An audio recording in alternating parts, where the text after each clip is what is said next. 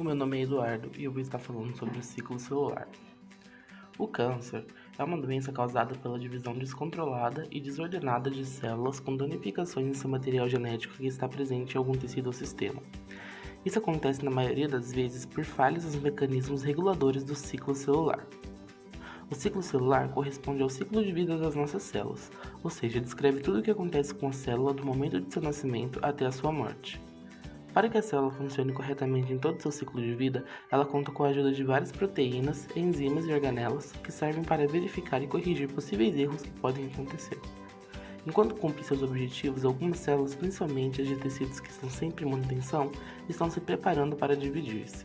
Essa fase de preparação chama intérfase, e nela acontecem momentos importantes como o gap 1 e 2, que são as fases em que as células passam a aumentar o seu tamanho e a duplicar tudo o que está presente no citoplasma, e também são produzidas moléculas de RNA que irão atuar na síntese de proteínas.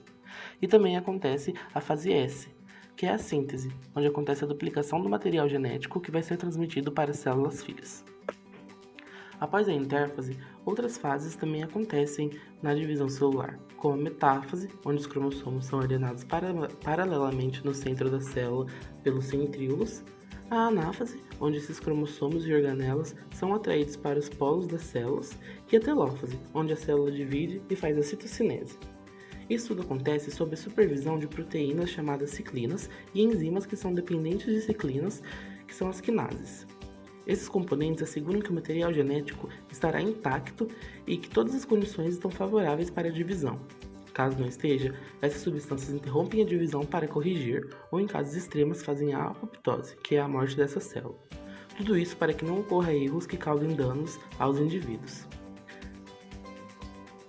Caso essas substâncias falhem, acontece uma divisão muito rápida dessas células defeituosas e elas começam a se multiplicar formando um aglomerado de células danificadas, que o tecido deixa de reconhecer e começa a rejeitar, formando assim um câncer.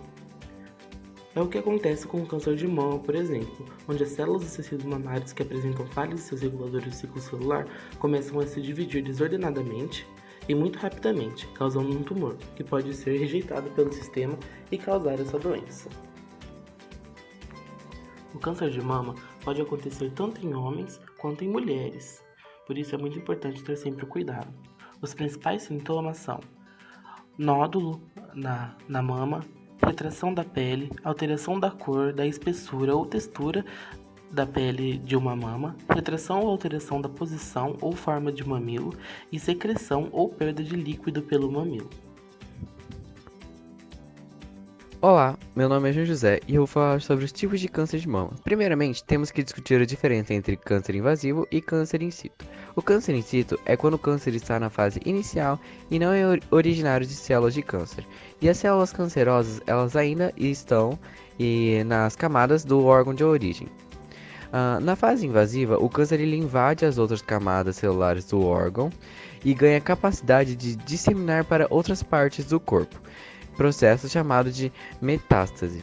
Agora, os tipos de câncer de mama mais comum são o carcinoma ductual in situ, que ele é considerado um câncer não invasivo ou um câncer de mama pré-invasivo. O câncer ductual invasivo, e esse é um tipo de câncer mais comum. Cerca de 70% dos cânceres de mama invasivos são carcinomas ductuais invasivos. O carcinoma ductual ele se inicia no ducto mamário. O carcinoma lobular invasivo, ele tem início nas glândulas produtoras de leite, nos lóbulos, e cerca de 10% dos cânceres de mamas invasivos correspondem ao carcinoma lobular invasivo, que pode ser mais difícil de ser diagnosticado na mamografia do que no carcinoma ductual invasivo. Bom, meu nome é Gabriela e eu vou explicar a relação entre o ciclo celular com a metástase do câncer. Bom, quando essas células danificadas, que já são células cancerosas, elas começam a atingir outros tecidos, esse processo é denominado metástase, ou seja, é quando essas células cancerosas, elas abandonam o local de origem, que foi onde elas se originaram, espalhando-se por via sanguínea ou linfática, conseguindo invadir os outros órgãos. Isso acontece principalmente quando uma célula ela perde a atividade de um inibidor do ciclo celular, ou seja, na célula há reguladores do ciclo celular que trabalham constantemente para inibir que células doentes não entrem em divisão celular. e quando esses reguladores são perdidos, as células danificadas começam a se dividir desenfreadamente. É importante lembrar que se fosse como uma célula saudável, ela teria o seu processo de divisão normal e não descontrolado como ocorre com essas células cancerosas que perdem o controle e se dividem por várias vezes. Então, a partir disso, essas células elas conseguem mutações suficientes e elas se tornam um tumor maligno, que é um grupo de células que aumentam a aptidão de se dividirem ainda mais excessivamente. E aí, com mais mutações, elas possuem a capacidade de invadir os outros tecidos do corpo, podendo levar à fixação dessas células cancerosas em outros órgãos, que posteriormente podem perder parcialmente as suas respectivas funções.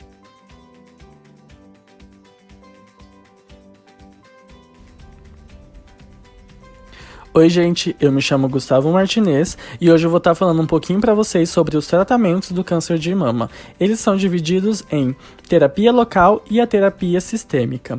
A terapia local é um tratamento que aborda o tumor localmente sem afetar o resto do corpo, como a cirurgia ou a radioterapia. No entanto, estes tratamentos apresentam bons resultados principalmente nos estágios iniciais do câncer de mama, embora possam ser utilizados em algumas situações do câncer de mama avançado. Agora, a terapia sistêmica são tratamentos que utilizam a administração de medicamentos, sejam por via oral ou intravenosa, diretamente na corrente sanguínea, que tem ação no organismo como um todo. São a base do tratamento para casos de câncer de mama avançado.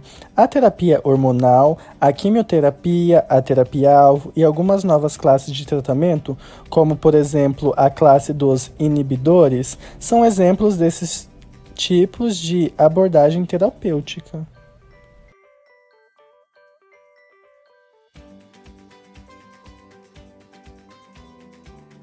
Oi, eu me chamo Isadora Maluf e eu vou estar falando um pouco sobre a conscientização no câncer de mama. Bom, o mês de outubro acontece uma campanha muito importante conhecida como Outubro Rosa e tem como objetivo avisar as mulheres e a sociedade sobre a importância da prevenção e conscientização do diagnóstico precoce do câncer de mama. Mas não é só em outubro que deve-se haver essa conscientização, já que o câncer de mama é o tipo mais comum entre as mulheres no Brasil e no mundo, correspondendo cerca de 25% dos novos casos do câncer a cada ano. Esse percentual é de 29% entre as brasileiras. Além disso, o câncer de mama pode apresentar diversos sintomas, mas pode também ser assintomático para muitas mulheres. É importante, portanto, que a mulher conheça muito bem seu corpo e possa analisar com frequência qualquer alterações nas mamas e procurar um médico ao notar alguma anormalidade. E aqui vai alguns possíveis sintomas e sinais do câncer de mama.